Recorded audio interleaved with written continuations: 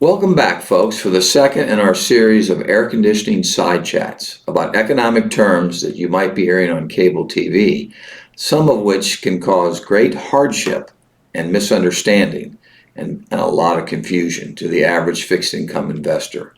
So let's start today by trying to understand what soft and hard landings mean when it comes to the Federal Reserve. You're going to hear a lot about this.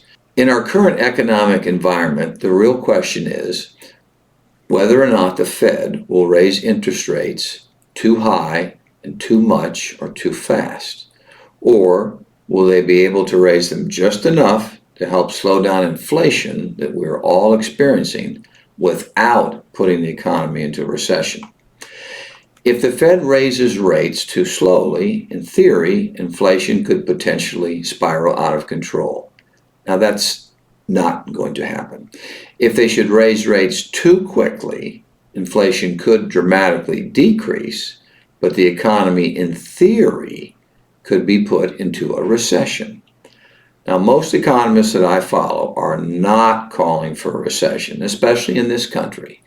With the war in Europe could have a major slowdown, maybe even officially a recession, but not here. Remember, much of our current inflation has been caused by supply chain disruptions, which continue to happen, and frankly, it's also been caused by excessive government spending.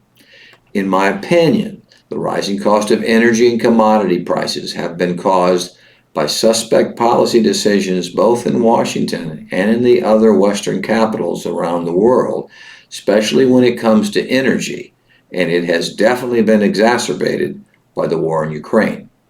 So in plain English, what the commentators are so worried about, well, will the Fed cause a so-called hard landing?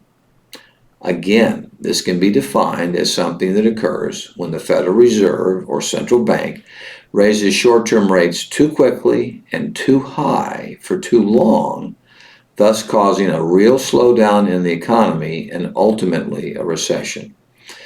To me, only the most inflammatory experts are calling for a near-term recession here in the United States. Economic and employment growth continue to point to continued economic expansion, and I do not believe, given our current economic conditions, a recession is right around the corner. However, as we talked about it last time, back in 1981, the Federal Reserve did knowingly and intentionally raise rates high enough to cause a hard landing for our economy.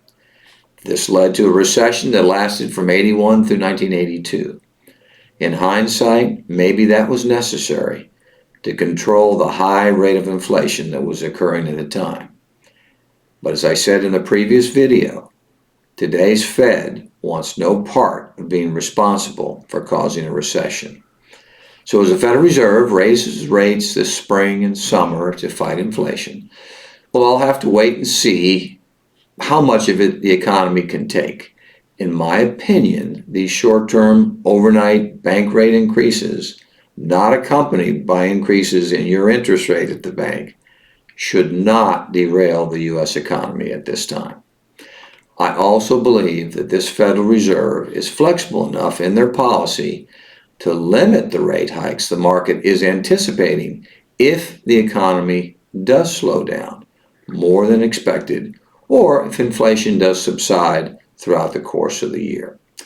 Thanks for listening, and give us a call at any time.